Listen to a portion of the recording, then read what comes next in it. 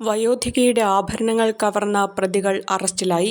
മൂവാറ്റുപുഴ മാറാടി മഞ്ചരിപ്പടിയിൽ തനിച്ചു താമസിക്കുന്ന വയോധികയുടെ ആഭരണങ്ങൾ കവർന്ന തമിഴ്നാട് മധുര സിന്ധുപാട്ടിയിൽ സെമ്പാട്ടി സ്വദേശി ഭാഗത്ത് സുധാ ശങ്കർ, ദിണ്ടുഗൽ മലയഗൗഡൻപാട്ടി പൊട്ടിക്കളം ഭാഗത്ത് ലക്ഷ്മി എന്നിവരെയാണ് മൂവാറ്റുപുഴ ഡിവൈഎസ്പി അബ്ദുൾ മുനീർ പിയുടെ നേതൃത്വത്തിലുള്ള അന്വേഷണ സംഘം അറസ്റ്റ് ചെയ്തത്. 24-ന് രാവിലെ 8:30-യോടെയാണ് സംഭവം.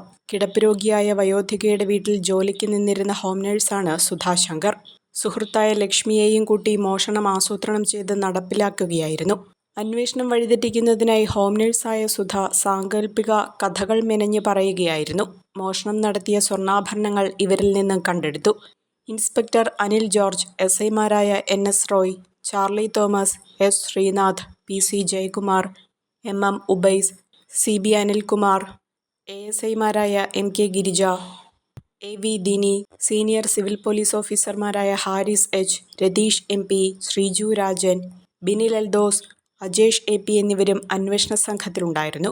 പ്രതികളെ കസ്റ്റഡിയിൽ വാങ്ങി കൂടുതൽ അന്വേഷണം നടത്തും.